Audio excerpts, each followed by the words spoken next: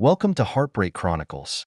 The red wine in the glass goblet was at the bottom, and Ethan Turner swirled the glass gently, his fingertips tapping unconsciously on the table covered with a white linen tablecloth. The light from the fine dining restaurant Lumiere spills softly over him, framing his lonely figure. The waiter walked past his table for the fourth time, and the sympathy in his eyes could no longer be hidden. "Would you like another drink, sir?"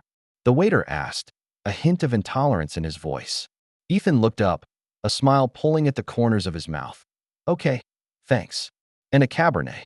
"Of course, sir. You're. How long might a companion have to wait?"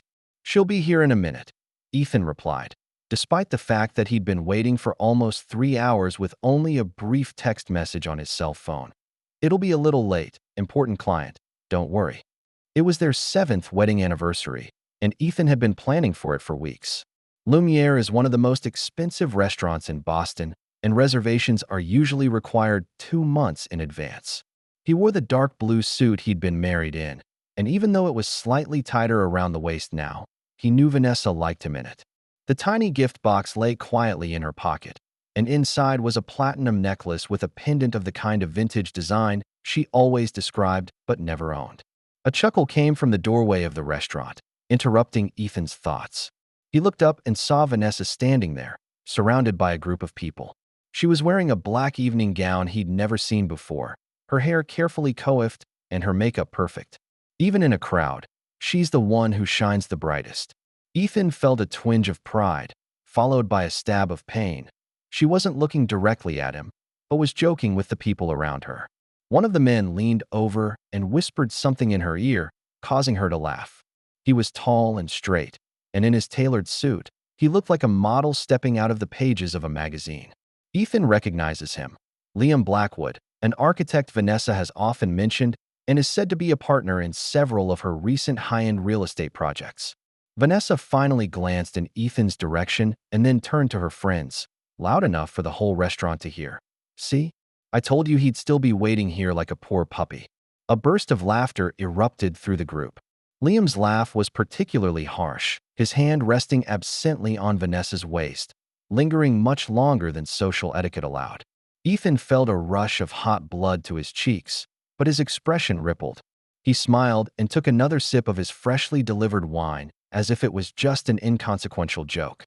Years of electrical engineering had taught him to remain calm in emergencies, and now that professionalism helped him hide the shock and humiliation he felt inside.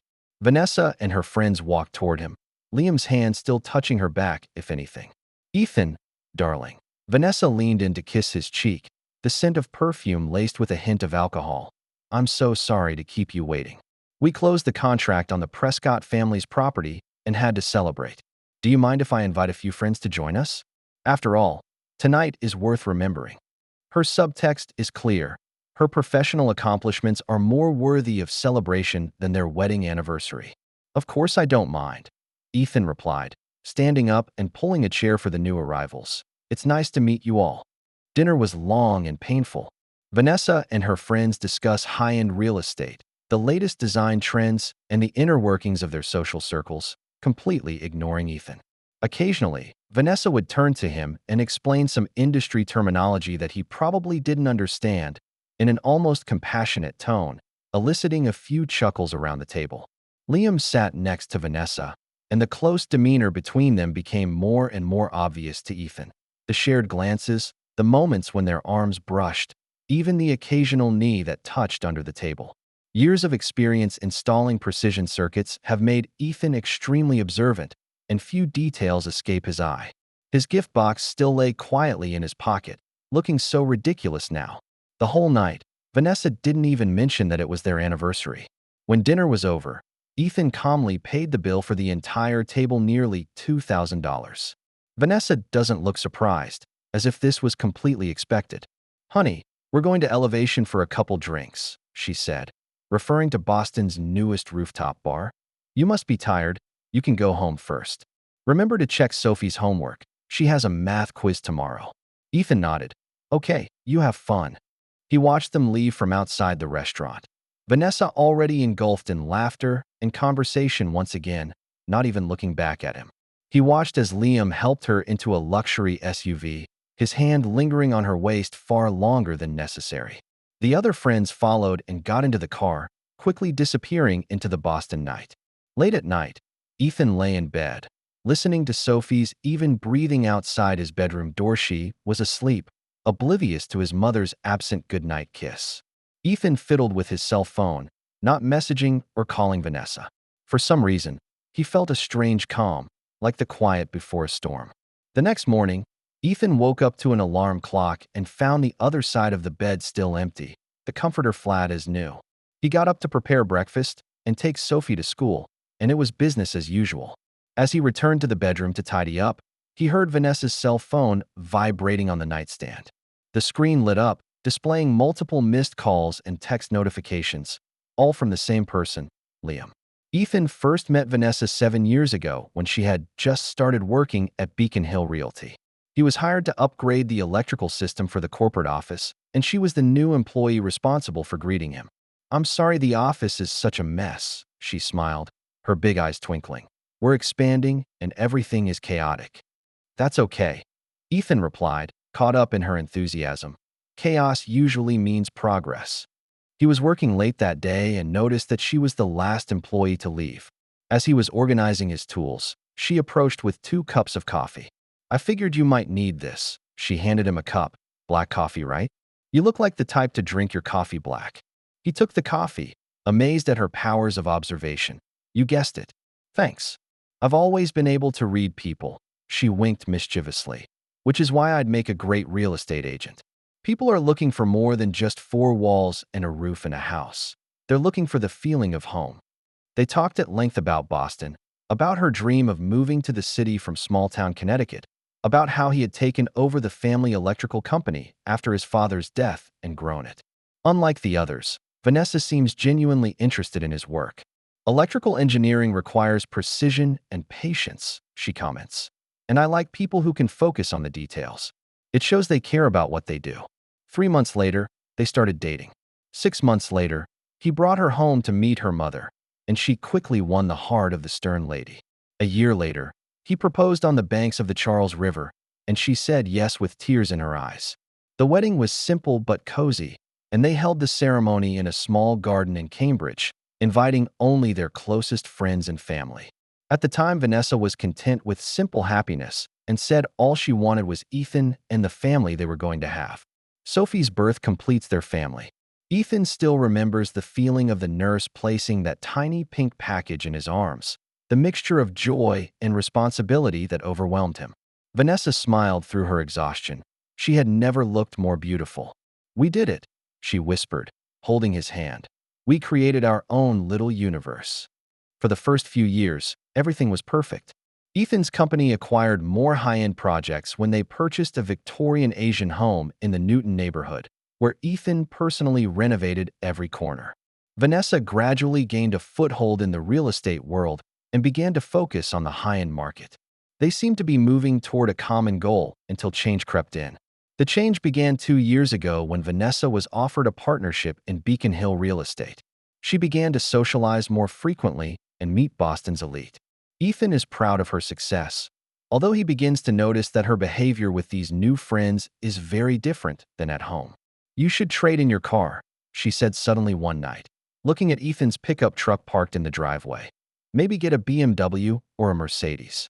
People see that truck parked in front of our house and think we're—" She didn't finish, but the implication was clear. "That truck is part of my job," he replied calmly. "I need it to carry equipment and materials. You can have 2 cars, one for work and one for other occasions." "That makes sense, Ethan. Now we can afford that." He agreed, though deep down, he knew it was about more than just the car. Gradually, he notices that Vanessa begins to show a subtle dislike for his profession. Even though his company provided high-end electrical engineering services and had been earning more than 6 figures a year, she always avoided mentioning his specific job in front of her new friends. "Ethan's a contractor," she'd introduce, deliberately blurring the details as if the word electrician would taint the air. Their home, the Victorian he had poured countless hours into renovating, was beginning to come under her criticism as well. "We should really consider moving to Beacon Hill or Back Bay," she often mentions, "where the schools are better and better for Sophie's future." Ethan points out that their Newton District schools are extremely highly rated and that their house is close to Sophie's friends. But Vanessa seems to have set her sights even further afield. Vanessa met Liam Blackwood at a real estate summit. He is an up-and-coming Boston architect specializing in creating custom luxury homes for affluent neighborhoods. Ethan didn't feel any uneasiness when she first mentioned him. His design philosophy is so avant-garde, she exclaims, and he totally understands how to integrate spaces with lifestyle. We are looking at working together on a new project that would be a huge boost to my career. At first, it all made sense. Vanessa began attending work dinners and client events more frequently, often not returning home until late at night. Her closet is gradually filling up with designer labels, which she explains is to maintain a professional image in front of her clients. The cell phone was never far away, and the password had been changed to a new combination Ethan didn't know. When he asked about the changes, she always had a reasonable explanation. I need to protect the privacy of my clients' information. Or, these are normal career moves, Ethan. You can't expect me to meet millionaire clients in discount store clothes. He wanted to believe her. After all, they shared 7 years of marriage and a beautiful daughter. However, subtle details begin to piece together a disturbing picture. A change in perfume, a new laugh, indifference to family dinners, absence from Sophie's school activities, and increasing criticism directed at everything about him from the way he dresses to the way he talks. The wedding anniversary incident is just the tip of the iceberg. In the aftermath, Vanessa barely apologized for what happened in the restaurant, only vaguely stating that she went a little overboard and blaming it on work stress and champagne. She hadn't even noticed that Ethan had never mentioned the gift box in his pocket, the necklace she'd always wanted still lying in his drawer, undelivered. After that night at the restaurant, Ethan began to be more observant. He hadn't snooped through her cell phone or emails. It wasn't his style. Instead, he notices other clues: appointments crossed off the calendar, unexplained restaurant purchases on credit card bills, and discrepancies between the time slots for client showings she claimed to be going to and the times she was actually out. Once, when she said she was going to Cape Cod to meet a client, Sophie's teacher happened to mention seeing Vanessa and a tall, handsome gentleman at a cafe on Newberry Street in Boston. The chance encounter sinks Ethan's heart, but he still doesn't question Vanessa directly. He needed to know exactly what he was up against before he could decide how to act. As an electrical engineer, he was accustomed to withholding judgment until he fully understood the problem. His profession has taught him the importance of patience and precision. Hooking up a single wire incorrectly can lead to disastrous consequences. In his private life, this same caution applies. A month later, Ethan finally got the confirmation he needed. That day, he planned to finish a project early and wanted to surprise Vanessa by taking her to lunch. When he arrives at her office, the receptionist tells him that Vanessa isn't there. She's gone with Liam to look at a new real estate development. On some sort of hunch, Ethan drove to a small hotel near their home, the Boston Harbor View. 3 weeks ago, he found the cost of lunch at this hotel on his credit card statement when Vanessa claimed it was a meeting with a client. He was sitting in the cafe across the hotel lobby, and through the glass window, he saw Vanessa and Liam walking out of the elevator together. They carried no papers or briefcases, far removed from the business meeting scenario. Liam's hand rested on her waist, and they exchanged an intimate kiss in the hotel lobby before leaving separately. It was at that moment that Ethan felt something shatter inside him, while another emotion surfaced, not rage, but a calm resolve. He doesn't rush up and loudly question or create a scene. Instead, he left quietly, drove back to his office, and began making plans. Over the next few weeks, Ethan proceeded with caution. He contacted a respected private investigator, Paul Meridian, a former police detective known for his discretion and lawful methods. He needed evidence, not only for his own confirmation, but for possible future legal proceedings. I need to know exactly how serious the situation is and how long it's going to last, he said calmly to Paul. I have a 7-year-old daughter to protect. Paul's findings confirm Ethan's worst fears. Vanessa and Liam's relationship has been going on for nearly 8 months, far longer than he thought it would. Not only did they share lunch dates and hotel rooms, but they also planned so-called business trips, which were really fronts for weekends together. Even more shocking to Ethan, Paul discovers that Liam has been divorced twice, both for infidelity. Vanessa, on the other hand, seems to be deeply involved, believing that she is different from her former wives and that Liam really loves her. Paul also found some disturbing financial anomalies. Vanessa and Liam jointly operated several questionable real estate transactions involving concealment of property defects and inflated investment returns. These behaviors teeter on the edge of the law and could be a serious blow to both men's careers if revealed. "What are you going to do?" Paul asked as he handed Ethan his final report. Ethan thought deeply for a moment. "Haven't decided yet. I need to think of the best outcome for Sophie." Paul nodded. "Whatever you decide. This information was legally obtained and can be used in court." Later that night, Ethan sat in his study at home, poring over the survey and pondering his options. He could have immediately confronted Vanessa, but that could have led to a heated confrontation and harm to Sophie. He could leave quietly and start a new life with Sophie, but that would mean giving up everything they've built together, including his meticulously renovated home. Or he could take a third way, a way that would make Vanessa and Liam feel the true cost of back treason, a way that would protect Sophie's and his own dignity. He remembered the humiliation of that night at the restaurant, the laughter of Vanessa and her friends, and Liam's hand on her waist. He remembered the words, "I told you he'd still be waiting here like a poor puppy." Maybe it's time for them to realize that patience is not a sign of weakness, but a source of strength. For electrical engineers, precise timing and calm execution are the keys to success. Ethan decided to apply these professional principles to his personal dilemma. He picked up the phone and dialed a number his old friend Marcus Walsh, an attorney with extensive contacts in Boston business circles. "Marcus, I need your help," he said, his voice calm and firm. "This is about Sophie's future." As he hung up the phone, a plan had formed in his mind. This will not be an impulsive revenge, but a carefully planned chess game, with every move well thought out. Vanessa and Liam will learn a profound lesson. Some weights are worth it, especially for justice. 3 weeks later, Sophie sits at the dining room table, focused on her science homework, with Ethan helping her. Vanessa's heels made a crisp sound on the hardwood floor as she walked into the kitchen. "There's a very important event tonight," she announced, without greeting, "the Boston Real Estate Association's annual dinner. All the important people will be present." Ethan nods and continues to help Sophie understand the concept of photosynthesis. Vanessa frowned. "Ethan, did you hear what I said? This is an important dinner." "I hear you," he replied, looking up. "Have fun." "I want you to be there too," she said, a hint of unease revealing itself in her tone. "As my husband, your presence is important." It was an odd request, considering she'd been trying to keep him out of her professional social circle in recent months. "Really?" he asked, keeping his tone calm. "I thought your coworkers were more accustomed to seeing you attend these events alone." A flicker of shame flashed across her face, then was masked by a professional smile. "Don't be silly. Of course I want my husband to be there. Besides, it's a great opportunity to show what a successful couple we are." For some reason, she was particularly needy of his presence tonight, which piqued Ethan's curiosity. He checked the calendar. The date was familiar. Then he remembered that this was the day they verbally decided to sign the mortgage refinancing papers to add money to Sophie's college fund. "Looks like Vanessa needs him to be present to get his autograph." "Well," he agreed, "for your sake. I'll arrange for a babysitter to take care of Sophie."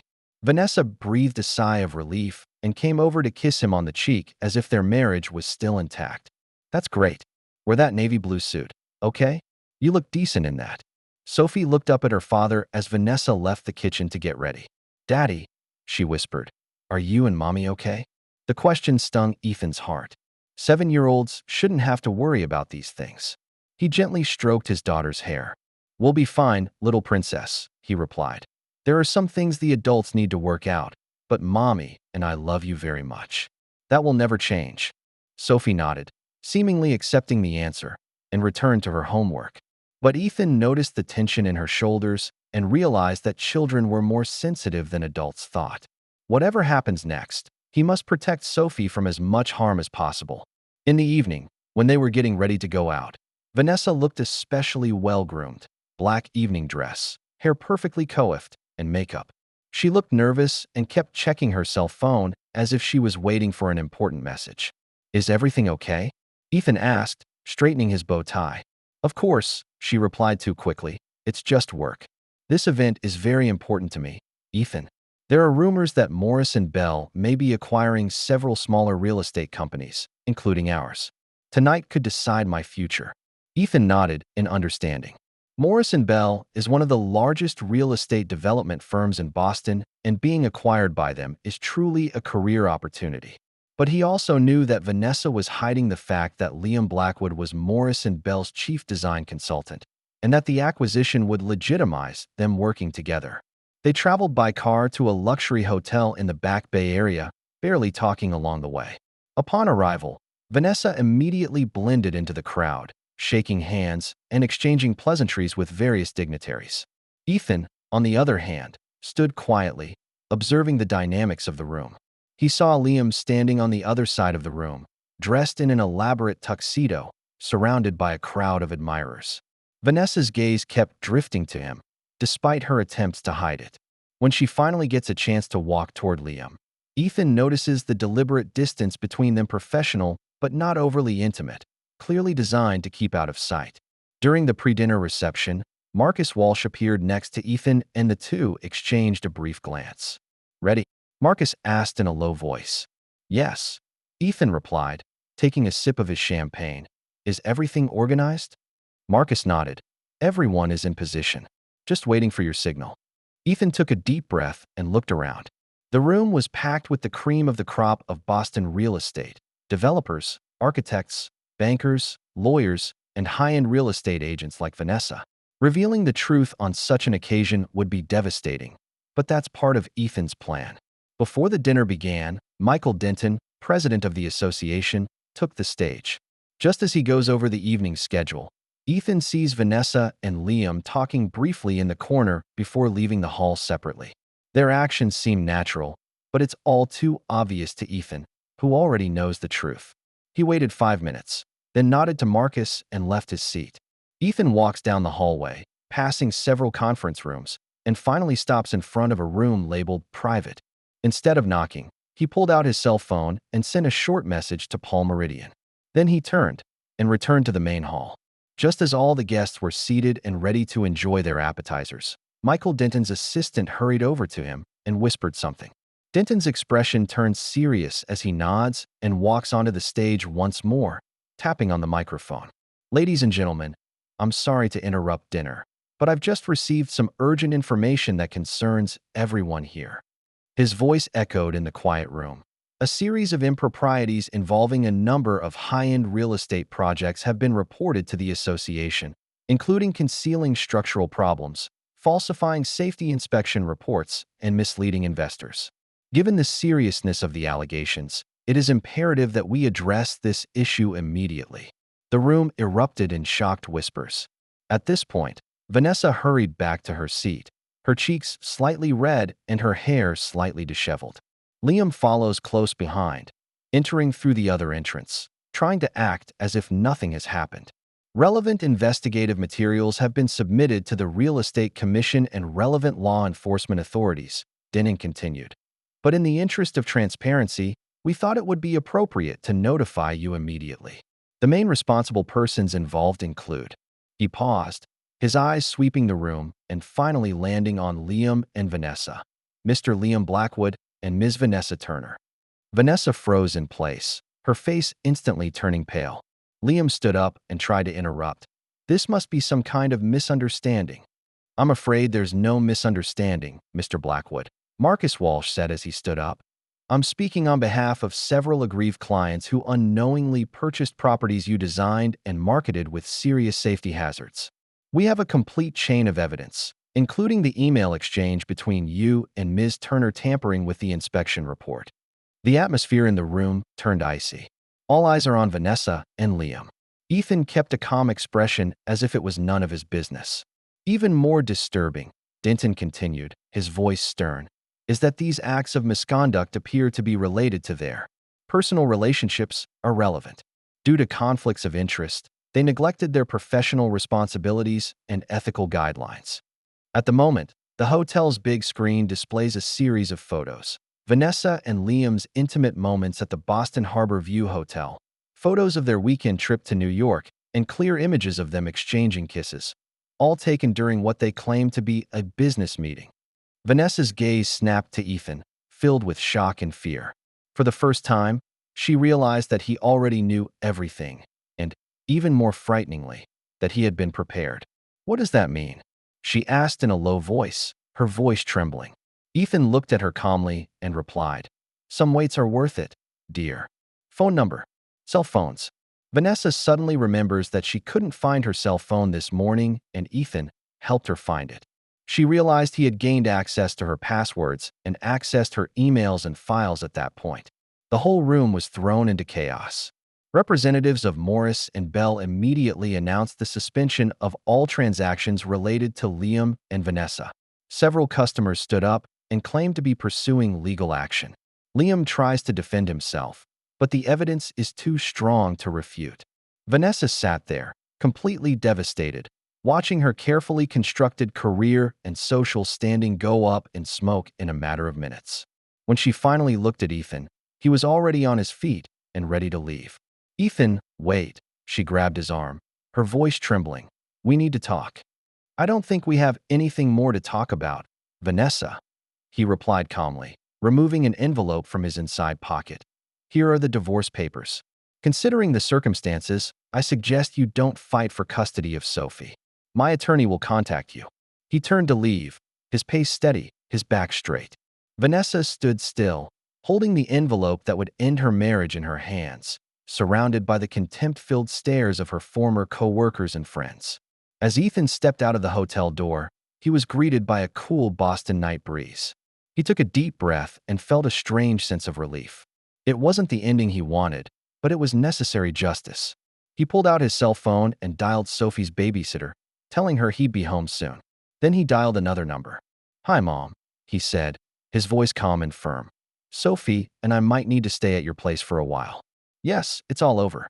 I'll explain, but not now. Right now, I just want to go home to my daughter." Raindrops tapped on the windows as the Boston Globe's front page headline stood out. "High-end real estate scandal shocks Boston's high society." Ethan stood in the kitchen, preparing breakfast for Sophie, trying to maintain a normal family life. "When is Mommy coming home?" Sophie asked, biting into a slice of toast smeared with peanut butter. It's a simple but complex question. A week has passed since that revealing night. Vanessa has made several attempts to contact him, leaving tearful voice messages, but Ethan has yet to respond. He needs time to think, and he needs to make sure that his decision is in Sophie's best interest and not just out of anger or revenge. "Mom's got some things to take care of right now, honey," he replied, phrasing it carefully. "And we may need some time to adjust." Sophie nodded, seeming to understand the implications. The 7-year-old had been feeling the tension in her home for months. "Are we still going to see Grandma this weekend?" she asked. "Yes," Ethan confirmed with a smile. "Grandma is looking forward to meeting you." After dropping Sophie off at school, Ethan drives to his office. Turner Electrical Engineering is located in a renovated industrial-style building just 10 minutes from their home. It was his haven, a world he had complete control over. His assistant, Andrea, handed him a cup of coffee when he arrived with a concerned expression. "Are you okay?" she asked, her voice low. "I saw the news. The whole industry is talking about it." Ethan nodded, grateful for her concern. "We'll get through this. Now, are there any items that need my attention?"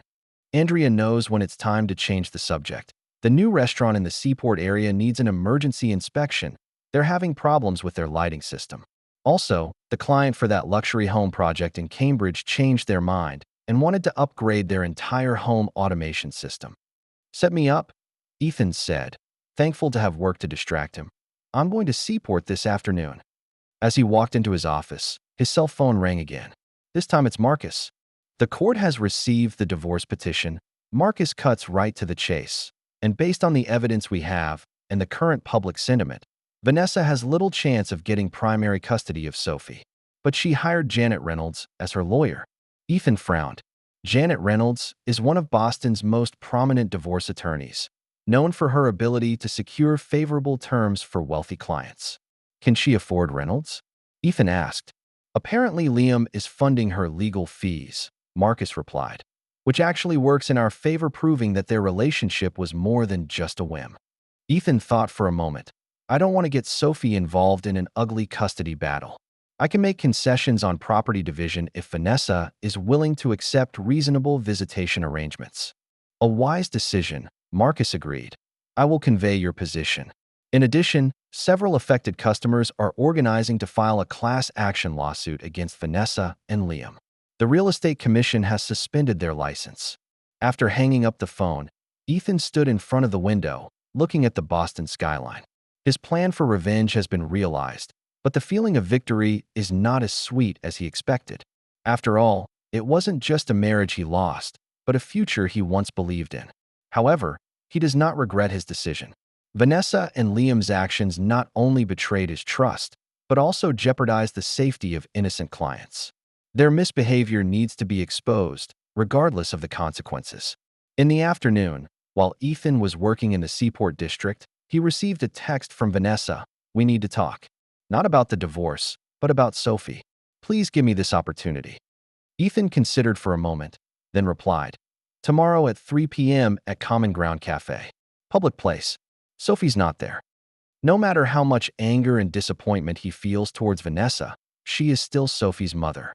For the well-being of their daughter, they need to find some way to communicate. The next day, Ethan arrived at the cafe early and chose a window seat. Common Ground is a small, quiet cafe on neutral ground, neither near their home nor Vanessa's office. Vanessa arrived on time and looked very different than usual.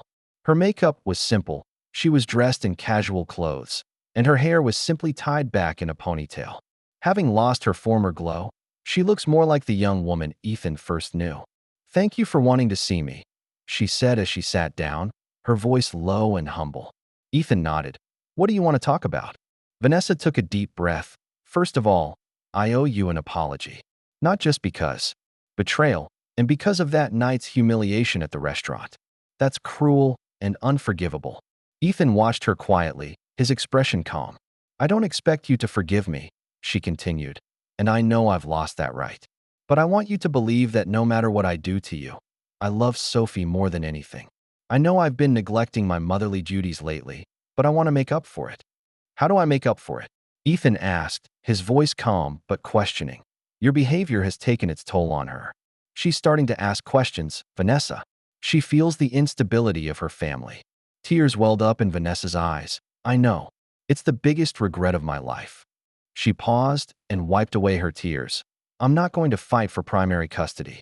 I know I'm not in a position to raise a child, but I ask you to allow me to visit her regularly. Don't take away our relationship because of my mistakes. It was an unexpected concession. Ethan had thought Vanessa would fight for custody. What happened? He asked, intuition telling him there was more to the story behind it. Vanessa smiled bitterly. Aside from the fact that my marriage, career, and reputation are ruined? She shook her head. Liam left. Once the scandal broke, he withdrew all support for me. Apparently, I'm just a convenient business partner and short-lived pastime for him. She paused, her voice becoming more fragile. I lost my job, I lost my friends, my professional reputation was ruined. I'm considering moving back to Connecticut to live with my sister for a while and start over. But I can't, and won't, give up the role of being Sophie's mother. Ethan felt a twinge of mixed emotions. Seeing Vanessa fall on hard times didn't give him the satisfaction he expected. Instead, he felt a strange pity. She'd paid the price for her choice, and it was a higher price than he'd expected. I won't stop you from seeing Sophie, he said finally, but everything must be done in her best interests. We need a formal visitation schedule, and I need to be present, at least in the beginning stages. Vanessa nodded, her expression filled with gratitude. Thank you. It's more than I deserve. She hesitated, then asked. I always thought I was careful. I'm an electrical engineer. Vanessa, Ethan replied calmly, and it's my job to pay attention to detail and find flaws in the system. Your changed behavior patterns, inconsistent schedules, sudden password changes, and all those little lies you thought I hadn't noticed. He didn't mention the private investigator. There was no need to reveal everything. When did this all start? He asked, suddenly needing to know the answer. What set you on this path?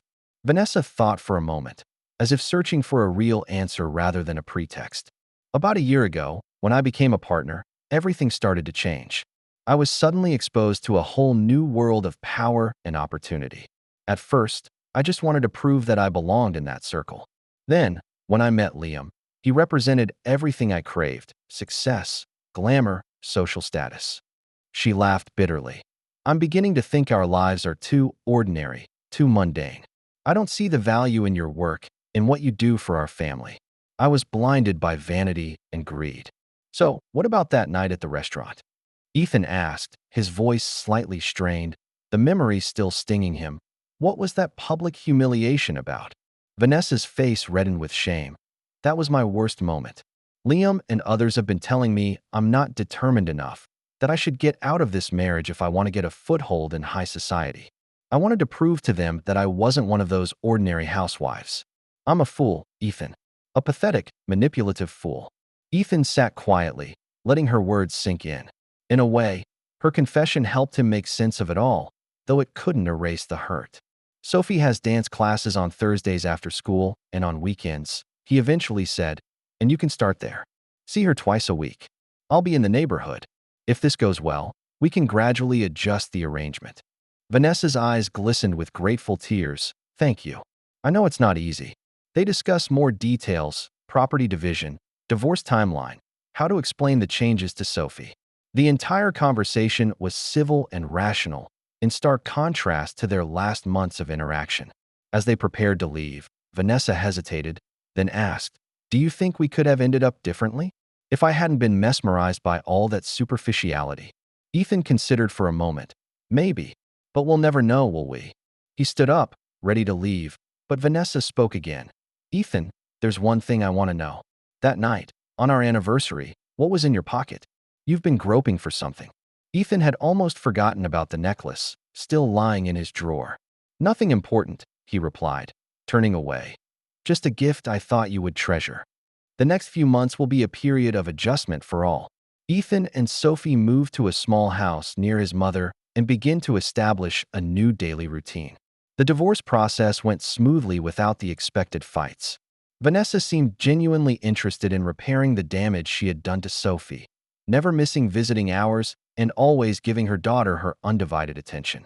Liam Blackwood faces more serious consequences. The investigation revealed additional misconduct, including significant safety hazards at several buildings. Not only has he lost his architect's license, but he faces multiple civil lawsuits and possible criminal charges. His career is effectively over. For Ethan, this period was both the end and the beginning.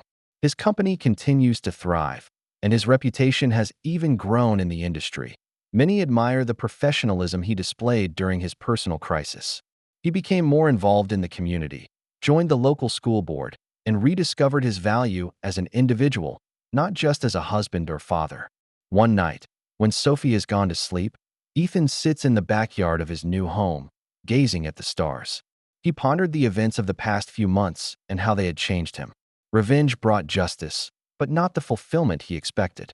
Instead, it taught him about the importance of self-worth, authentic relationships, and principled perseverance. His cell phone lit up, displaying a text message from Andrea. "Don't forget about the community fundraiser tomorrow night. Caroline asked if you'd go. She seems to be interested in you." Smiley face. Caroline is the director of the local library, an intelligent and gentle lady, and they've had great conversations at several community meetings recently. Ethan smiled and replied, "We'll be there. Thanks for the reminder." He didn't rush into a new relationship, but he began to realize that life goes on and the future is still possible. 3 years later, on a warm spring day in Boston, Ethan stood outside Sophie's school, waiting for dismissal. Now 10 years old, Sophie has grown into a confident little girl, despite going through her parents' divorce.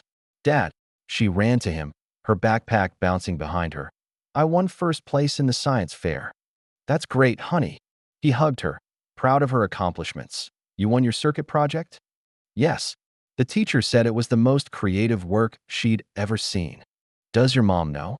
he asked, helping her put her backpack in the car. Sophie nodded. "I just texted her. She said she was proud of me and couldn't wait to see me on the weekend." Ethan smiled. After years of adjustments, he and Vanessa have finally found a healthy way to co-parent. She now lives in a small town not far from Boston and works for a small local real estate company. Her life is much simpler than it used to be, but she seems to have found some kind of peace. What do you want to do with mommy this weekend? He asked, starting the car. She said she's going to take me to a new ballet performance, Sophie replied excitedly. And then we'll probably go to that new ice cream parlor. Sounds great, Ethan said sincerely. He has learned to rejoice in his daughter's happiness, wherever it comes from. As they drive home, Ethan's cell phone rings. It's Caroline, now his fiancée. They plan to get married in late summer, a small and intimate ceremony. Hi. He picked up the phone with warmth in his voice. We just got back from school. Sophie won first place in the science fair. Fantastic. Caroline's voice was filled with genuine joy. We should celebrate. How about ice cream after dinner, Sophie? Sophie cheered from the back seat. Yes. After hanging up, Ethan looked at his daughter through the rearview mirror with gratitude. Despite painful betrayals and closure, he and Sophie find a way to move forward. It wasn't the life he had dreamed of as a young man, but it had its own beauty and value. That night, while Sophie and Caroline were in the kitchen preparing dinner, Ethan received a text message on his cell phone. It's Vanessa. Heard the good news about Sophie. She's such an incredible kid. Thank you for always being such a wonderful father, even when I least deserved it. Ethan looked at the message and his thoughts went back to that night at the diner all those years ago, to that moment of humiliation and waiting. He used to think that waiting patiently was about revenge, but in the end, it led to something more important: self-discovery, inner peace, and new beginnings. He replied, "She is indeed special. I'll pick her up Sunday night." Simple, polite, no old grudges. Life moves on. Ethan walked into the kitchen and watched the cozy image of Sophie and Caroline preparing dinner together. Sometimes losing something makes room for something better. Sometimes the true cost of waiting is not pain, but the opportunity to grow. In the Boston night, a rebuilt family sits around the dinner table, celebrating the small victories and the happiness of each day. And on the other side of town, a woman dines alone, reflecting on her choices and the price they've exacted, hoping her daughter will never repeat them. This is the true cost of betrayal, not just the instant gratification of revenge, but the forever changed relationship and forever lost possibilities. But even in the midst of such ruins, there is still hope for reconstruction and redemption, although the form may be quite different from what we first imagined. Before that anniversary dinner that changed everything, Ethan probably wouldn't have believed it if someone had told him he would eventually find peace and new love. But life is like that, full of unexpected twists and hidden gifts, even in the darkest moments. And for those who choose betrayal, the lesson is equally clear. Fleeting gratification often brings lasting consequences that are far worse than anyone could have imagined. That's the end of today's story. For more captivating tales, hit subscribe and never miss an episode.